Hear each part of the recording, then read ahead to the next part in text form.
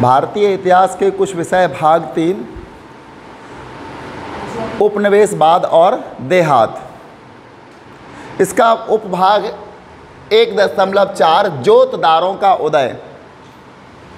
अभी तक हमने देखा वर्धमान रियासत हो या कोई और जमींदारी हो, जमींदार राजस्व को चुकाने में कोताही बरतते थे, आनाकानी करते थे या उनसे चूक होती थी।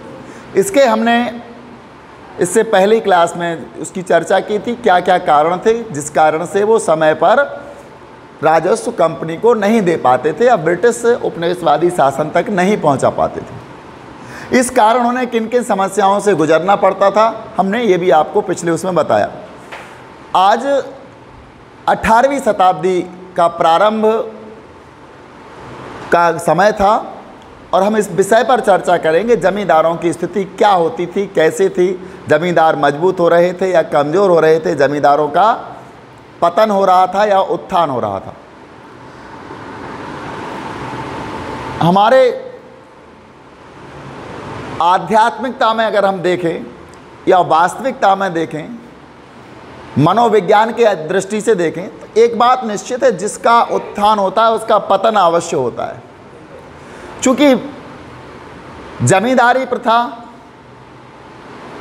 ब्रिटिश उपनिवेशवादी शासन की देन थी और इसी के अंतर्गत उन्होंने स्तंभरारी बंदोबस्त लागू किया था, जिसके अंतर्गत कुछ गांवों का एक क्षेत्र बनाया जाता था और उस क्षेत्र को एक निश्चित राजस्व की दर पर किसी जमींदार को दे दिया जाता था, जिसका लगान का उत्तरदायित्व या राजस्व चुकाने का उत्तरदायित्व जमींदार का हुआ करता था।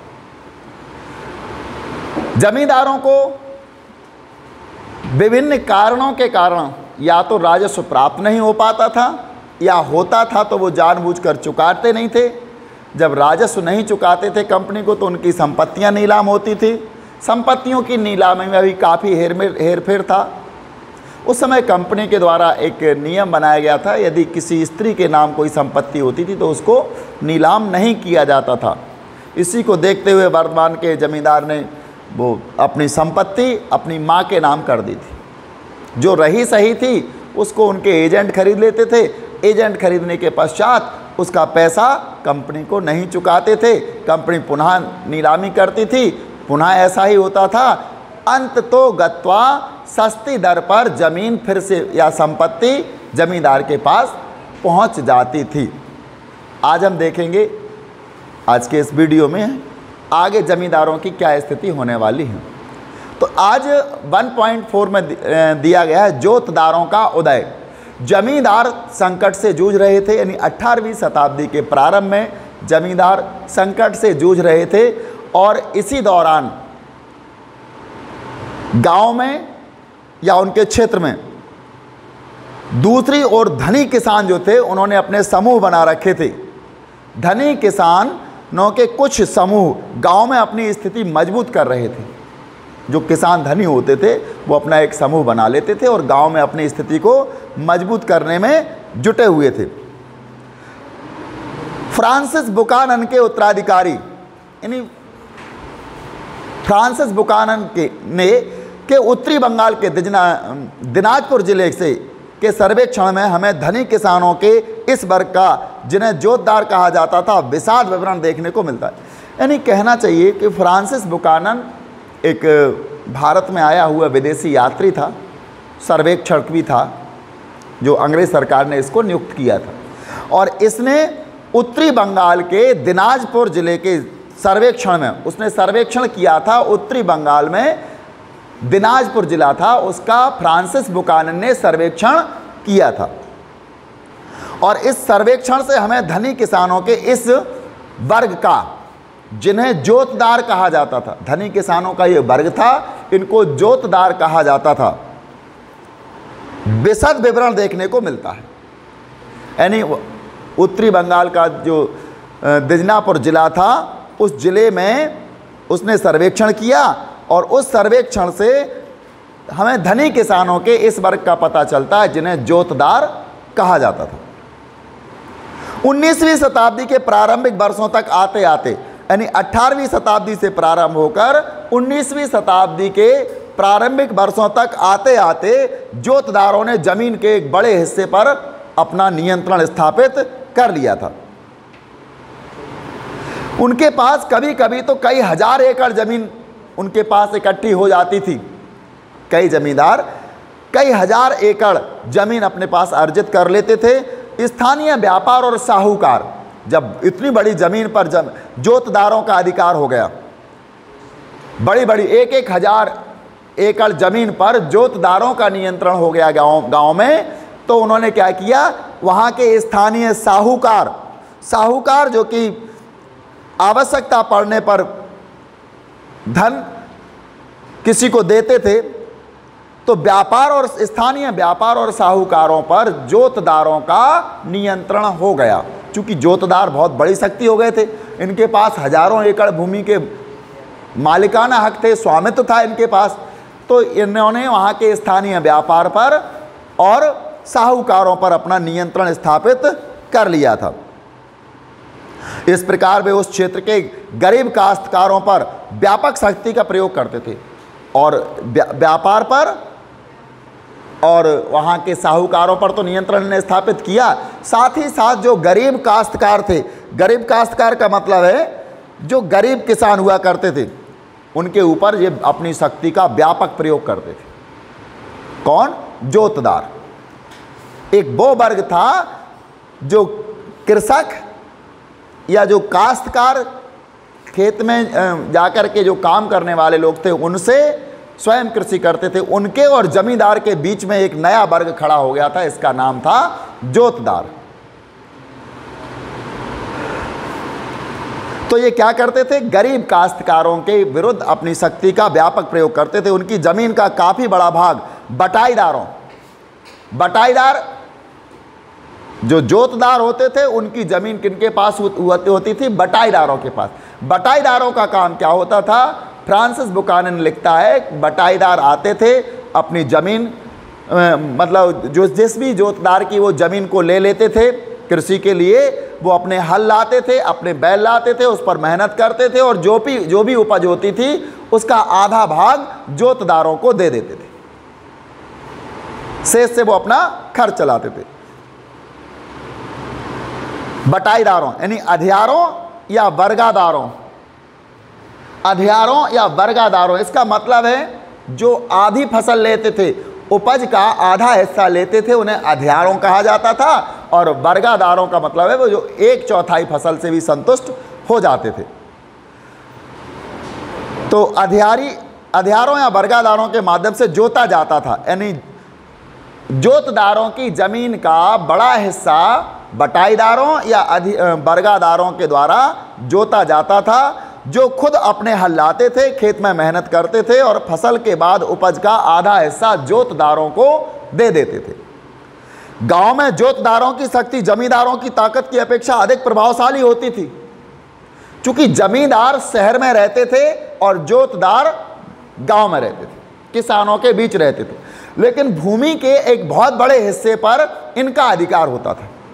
ये स्वयं खेती नहीं करते थे, बल्कि बटाईदारों से ये खेती करवाते थे। छोटे काश्तकारों से या बटाईदारों से ये खेती करवाते थे, लेकिन रहते थे गांव में। जब ये गांव में रहते थे तो किसानों के या काश्तकारों के ज़्यादा नज़दीक हुआ करते थे, क्योंकि जिनके साथ हम रहेंगे उनके नज़दीक भी तो रहेंगे।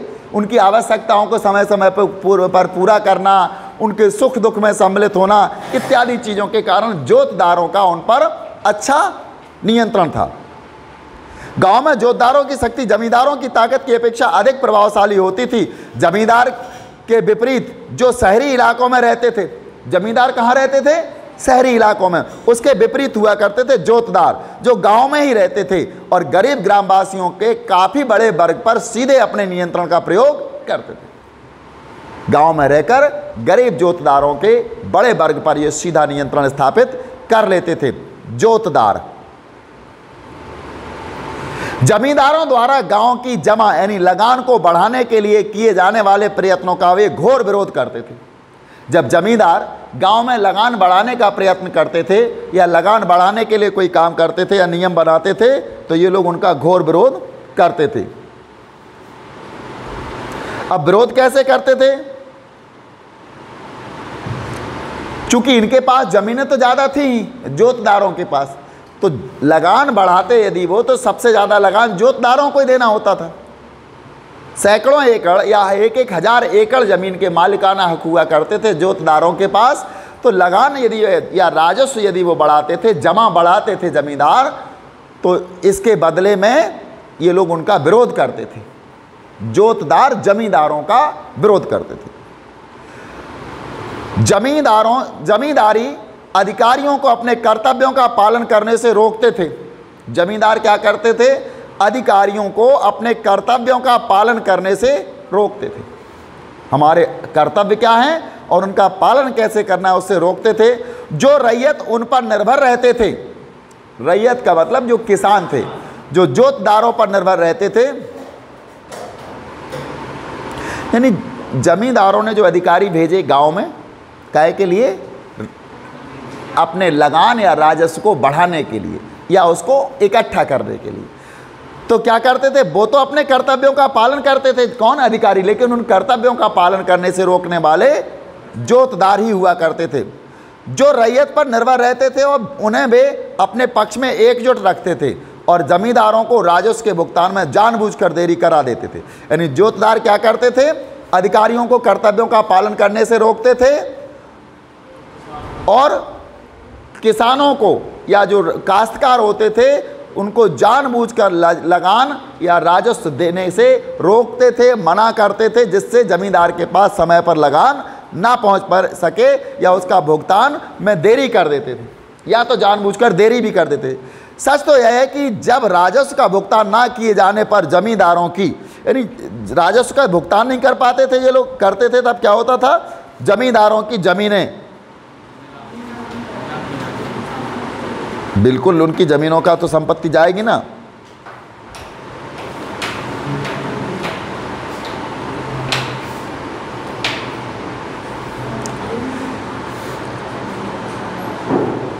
तो जमींदारों को नीलाम किया जाता था, यानी उनकी जमींदारियां बेच दी जाती थी।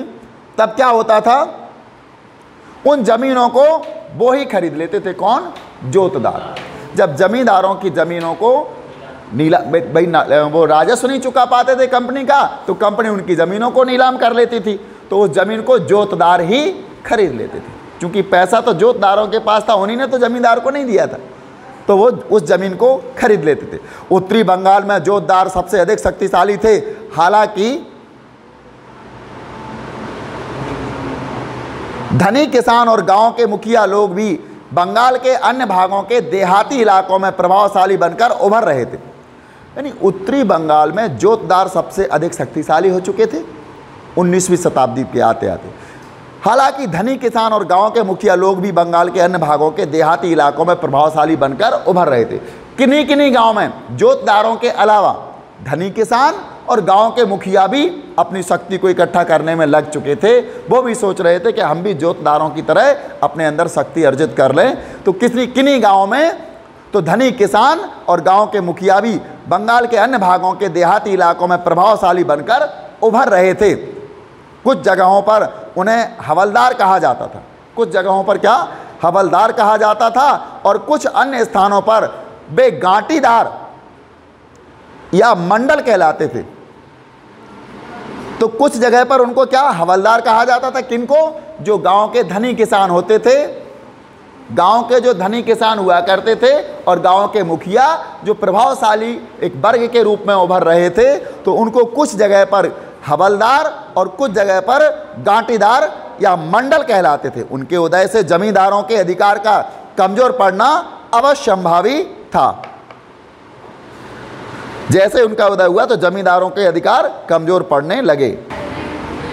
यहाँ एक सारणी या टेबल के द्वारा समझाने का प्रयास किया गया है कि किस प्रकार का उनका पद सोपान था, किस प्रकार का उनका अधिक्रम था। यानी औपनिवेशिक शासक कंपनी का क्या रोल था, किस प्रकार से राजस्व वसूल किया जाता था। बंगाल का पूरा एक खाका, एक टेबल के माध्यम से, एक सारणी के माध्यम से यहां दिया जा रहा है। सबसे ऊपर था कंपनी राज, सबसे ऊपर था कंपनी का राज,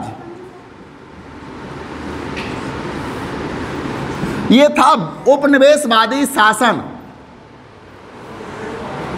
अब सब कुछ जो होता था इसने निश्चित किया था स्तंभरारी लगान या स्तंभरारी राजस्व, ये प्रणाली उसने बंगाल में प्रारंभ की थी। और इसके अंतर्गत कई गांवों का एक समूह एक जमींदारी कहलाता था और उन जमींदारियों को निश्चित उनका जो राजस्व होता था वो देना पड़ता था। और निश्चित राजस्व पर जो जमींदार जमीन को ले लेता था वहाँ की, वो वहाँ का राजस्व वसूल करने का अधिकारी हो जाता था और वो किसानों से, काश्तकारों से राजस्व वसूल करके कंपनी को देता था। तो इसके बाद दूसरे नंबर पर आता था जमींदार, ये राजस्व देते थे, यहाँ आता था राजस्व। और इसके बाद नंबर किनका था? जमींदारों का। जमींदार, और जमींदारों का काम क्या होता था? अनेक गांवों पर नियंत्रण रखते थे। जमींदार क्या करते थे? अनेक गांवों पर नियंत्रण।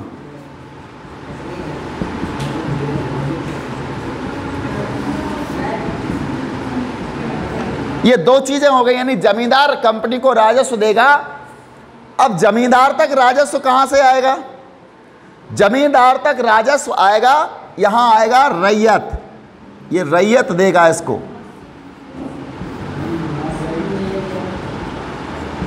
रैयत का मतलब है किसान। अंग्रेजी में इसका आशय, या अंग्रेज लोग इससे आशय किसान से लगाते थे। तो ये रैयत, रैयत क्या करेगा?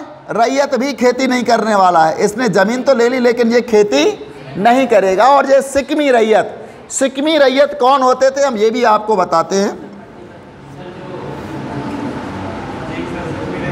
सिक्मी रैयत, सिक्मी रैयत वो होते थे जो रैयत से पट्टे पर जमीन ले लेते थे। रैयत ने जमींदार से ली और जमींदार ने रैयत को दे दी। रैयत ने क्या किया? उस जमीन को पट्टे पर, गरीब किसान जो होते थे जिनको पट्टे पर देते थे, तो वो सिक्मी रैयत कहलाते थे। तो यहाँ आ गया, सिक्मी रैयत से लगान या राजस्व पहुंचता था रैयत पर, रैयत से जमींदार पर, और जमींदार से लेकर के कंपनी पर पहुंच जाता था। अब इसी में से कुछ और नई नई चीजें प्रारंभ हुई, जैसे कि ये थी रैयत।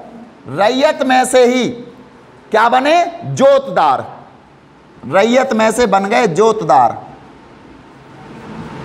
जोतदार ये रैयत से बने थे, जो जमींदारों से जमीन लेते थे ना, वो रैयत कहलाए। और रैयत में से कुछ लोग बन गए जोतदार, मतलब ये धनी किसानों के समूह। चूंकि रैयत भी किसान होता है, और जिनमें जो धनी किसान थे गांव में, उन्होंने अपने आप को जोतदार के रूप में स्थापित कर लिया। यानी ये होते थे धनवान किसान, व्यापारी और महाजन यानी साहूकार भी इन्हीं में शामिल हो जाते थे। धनवान किसान, धनवान किसान, व्यापारी और महाजन यानी साहूकार।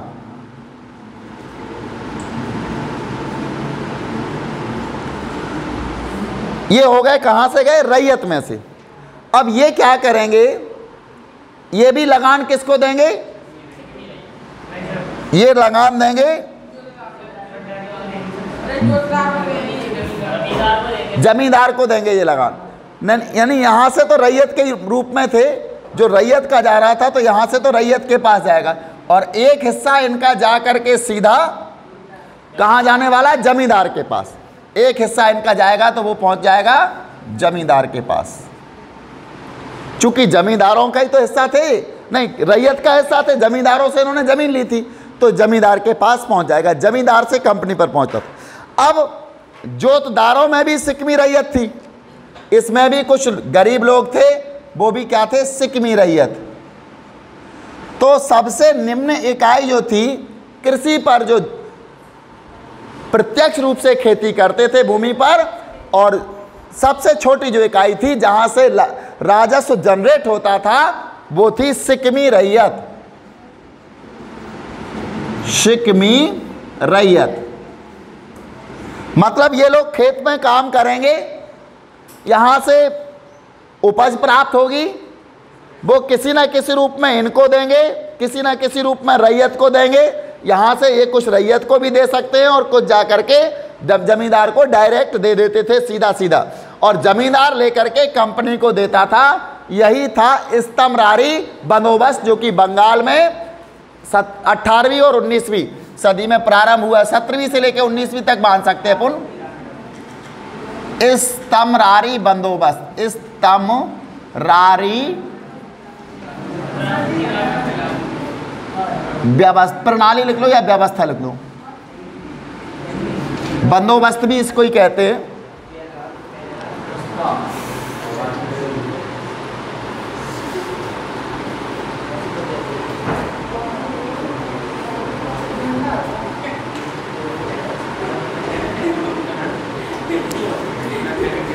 यहां एक बार और सामने आती है, जमींदार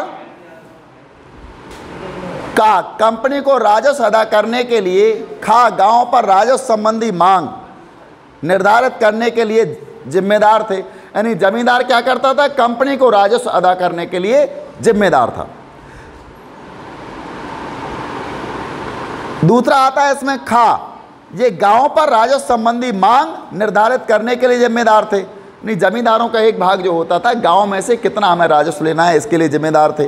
गांव का प्रत्येक छोटा या बड़ा रैयत जमींदार को लगान अदा करता, चाहे वो शिकमी रैयत हो या फिर रैयत हो या जोतदार हो, ये सभी लोग जमींदार को लगान देते थे। जोतदार अन्य रैयतों को उधार देते थे और अपनी उपज बेच देते थे। जो जोतदार होते थे, चूंकि धनी थे, इनके पास कई सौ एकड़ या एक हजार एकड़ ज़मीन हुआ करती थी, तो ये क्या करते थे, ये रैयत को उधार दे देते थे और अपनी उपज बेच देते थे। रैयत को ज़मीन खुद जोतते थे और बाकी ज़मीन शिकमी रैयत को लगान पर दे देते थे। शिकमी रैयतों को लगान देते थे। यानी सबसे निचला हिस्सा हो गया शिकमी रैयत। यहाँ एक चित्र दिया है बंगाल के गांव का दृश्य। स्रोत वन है इसमें एक, दिनाजपुर के जोतदार। स्रोत वन में दिनाजपुर के जोतदार के बारे में हमें जानकारी दी जा रही है। बुकानन ने बताया कि उत्तरी बंगाल के दिनाजपुर जिले के जोतदार किस प्रकार जमींदार के अनुशासन का प्रतिरोध और उसकी शक्ति की अवहेलना किया करते थे। मतलब जो जोतदारों का नया वर्ग उदय होता है और दिनाजपुर, बुकानन कहता है दिनाजपुर के जो जोतदार थे वो किस प्रकार से जमींदार के अनुशासन का प्रतिरोध करते थे और उसके आदेशों की अवहेलना करते थे। भूस्वामी इस वर्ग के लोगों को पसंद नहीं करते थे। भूमि के जो स्वामी होते थे, जमींदार, यानी जमींदारों के को ये पसंद नहीं करते थे, चूंकि जमींदार उनसे राजस्व लेते थे। तो भूस्वामी इस वर्ग के लोगों को पसंद नहीं करते थे। लेकिन यह स्पष्ट है कि इन लोगों का होना बहुत जरूरी भी था, क्योंकि इनके बिना जरूरतमंद काश्तकारों को पैसा उधार कौन देता। भूमि के स्वामी तो जोतदारों को बिल्कुल पसंद नहीं करते थे, लेकिन यह स्पष्ट है कि इन लोगों का होना भी बहुत जरूरी था, क्योंकि गरीब काश्तकार जो हुआ करते थे, गरीब कृषक होते थे गांव के, उनको ये लोग आवश्यकता पड़ने पर पैसा उधार दिया करते थे। जोतदार जो बड़ी बड़ी जमीनें जोतते थे और बहुत ही हठीले और जिद्दी हैं, बड़ी बड़ी जमीनें जोतते थे तो बहुत ही हठीले और जिद्दी होते थे, और यह जानते हैं कि जमींदारों का उन पर कोई बस नहीं चलता। वे ये भी जानते थे जमींदारों का उन पर कोई बस नहीं चलता है। वे तो अपने राजस्व के रूप में कुछ थोड़े से रुपए ही दे देते हैं। क्या करते थे, राजस्व के रूप में थोड़ा बहुत रुपए जमींदार को देते थे, और लगभग हर किस्त में कुछ ना कुछ बकाया रकम रह जाती थी। जो जोतदार होते थे, जमींदार को जो राजस्व होता था उसका थोड़ा बहुत हिस्सा देते थे, और हर किस्त में कुछ ना कुछ रकम बकाया हो जाती थी। उनके पास उनके पट्टे की हकदारी से ज़्यादा ज़मीनें हैं, यानी जोतदारों के पास जो पट्टे दिए गए थे ज़मीन के, उस हकदारी से भी ज़्यादा ज़मीनें हैं। जमींदार की रकम के कारण अगर अधिकारी उन्हें कचहरी में बुलाते थे। अब जोतदारों पर क्या है, जमींदार का बकाया ज़्यादा है, क्योंकि हर किस्त में कुछ ना कुछ बचा लेते थे वो, तो धीरे धीरे जोतदारों पर एक बहुत बड़ी रकम हो जाती थी। तो जमींदार की रकम को वसूल करने के लिए या उसके कारण से जमींदार के अधिकारी यदि उन्हें कचहरी में बुलाते थे, चूंकि कचहरियों में जमींदारी पहले काम करते थे, वही न्याय करते थे, लेकिन बाद में कंपनी ने वहाँ अपने कलेक्टर बिठा दिए थे।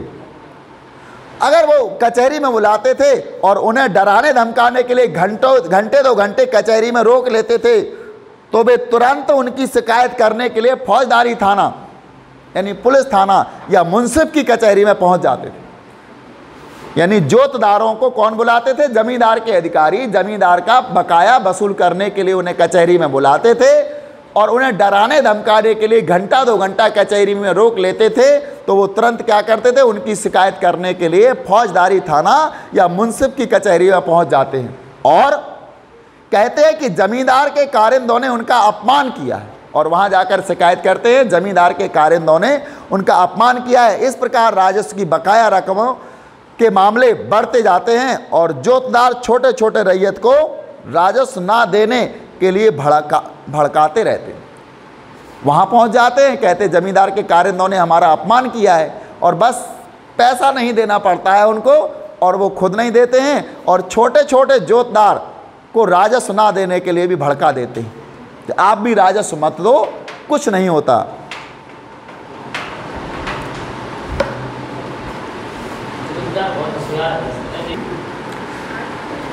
1.5 जमींदारों की ओर से प्रतिरोध। जब 17वीं 18वीं शताब्दी में बंगाल प्रांत में एक नए वर्ग का उदय हुआ जिसका नाम था जोतदार, इनका बंगाल प्रांत में या जमींदारियों में अच्छा खासा प्रभाव और नियंत्रण होने लगा।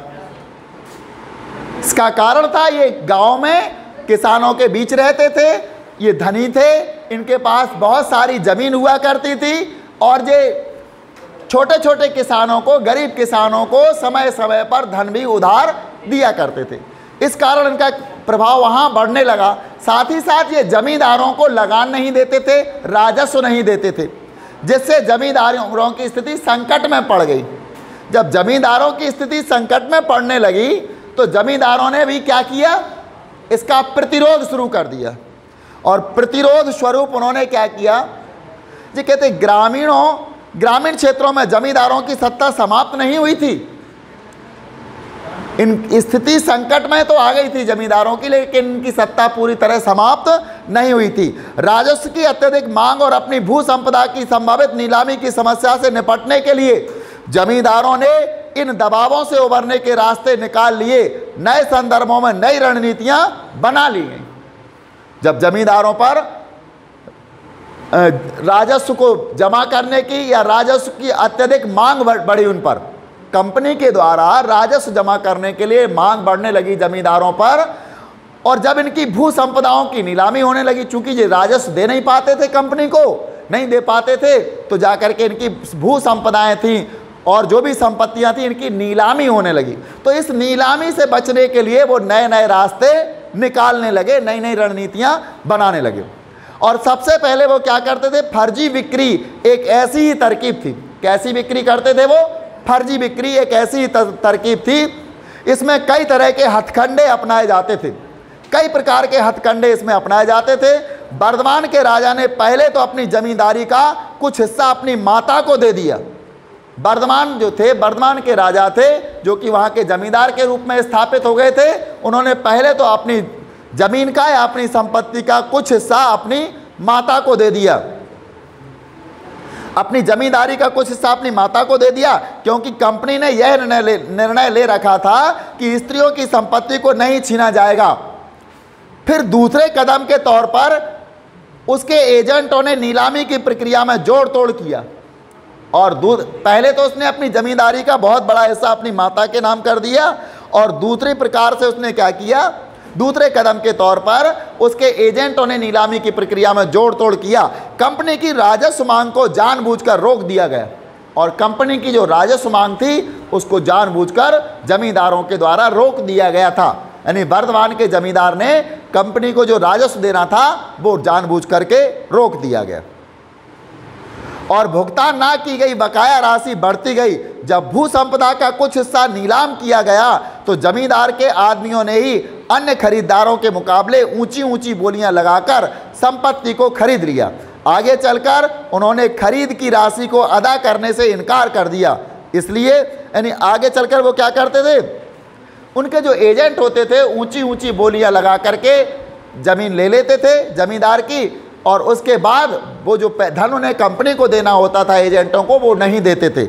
इसके बाद कंपनियां फिर क्या करती थी, पुनः इसके लिए वो नीलामी करवाती थी, यानी कंपनी पुनः उस भूसंपदा को बेचना पड़ता था।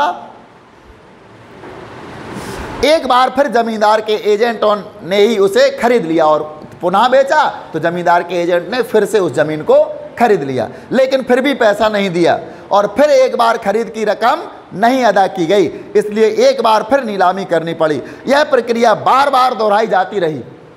वर्तमान में ये प्रक्रिया बार बार दोहराई जाती रही। बेची जाए तो एजेंट खरीदते थे और वो कंपनी को कीमत नहीं चुकाते थे, फिर नीलामी होती थी, फिर खरीदी जाती थी। बार बार इसको दोहराया जाता रहा। अंततः गत्वा राजा और नीलामी के समय बोली लगाने वाले थक गए। जब किसी ने भी बोली नहीं लगाई तो उस संपदा को नीची कीमत पर फिर जमींदार को ही बेचना पड़ा। जमींदार कभी भी राजस्व की पूरी मांग नहीं अदा करता था। इस प्रकार कंपनी कभी कभार ही किसी मामले में इकट्ठी बकाया राजस्व की राशियों को वसूल कर पाती थी, यानी जमींदार तो देते नहीं थे, तो फिर कंपनी बड़ी मुश्किल से इकट्ठा कर पाती थी। ऐसे सौदे बड़े पैमाने पर हुए। सन 1793 से 1801 के बीच बंगाल की 4 बड़ी जमींदारियों ने, जिनमें बर्धमान की जमींदारी भी एक थी, अनेक बेनामी खरीदारियां की, जिनसे कुल मिलाकर 30 लाख रुपए की प्राप्ति हुई। मतलब जो 4 बंगाल की बड़ी बड़ी जमींदारियां थीं, इन्होंने बेनामी खरीदारियां की। बेनामी का मतलब है किसी और के नाम पर लेते थे, अधिकार उनका ही होता है, उसको कहते हैं बेनामी खरीदारी। तो इन्होंने बेनामी खरीदारियां की, जिनमें कुल मिलाकर 30 लाख रुपए की प्राप्ति हुई। नीलामियों में की गई कुल बिक्रियों में से 15% सौदे नकली थे। जितनी भी नीलामी में बिक्री होती थी, कंपनी नीलाम करवाती थी, उनमें 15% सौदे नकली थे। जमींदार लोग और भी कई तरीक़ों से अपनी ज़मींदारी को छीनने से बचा लेते थे। जब कोई बाहरी व्यक्ति नीलामी में कोई ज़मीन खरीद लेते थे तो उन्हें हर मामले में उसका कब्जा नहीं दिया जाता था। उन्हें यानी बाहर का व्यक्ति यदि आकर जमींदारी की ज़मीन खरीद लेता है नीलामी के समय, तो वो कब्जा नहीं ले पाता था। उसको कब्जा लेने वो आता था तो लठियाल जानते हो, लाठी वाले कुछ होते थे जमींदारों के पास, वो उसको ज़मीन पर कब्जा नहीं लेने देते थे।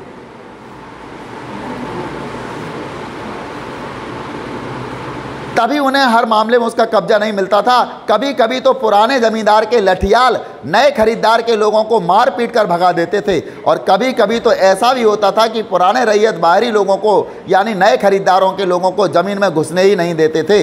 वे अपने आप को पुराने जमींदार से जुड़ा हुआ महसूस करते थे और उसके प्रति वफादार बने रहते थे, और यह मानते थे कि पुराने जमींदार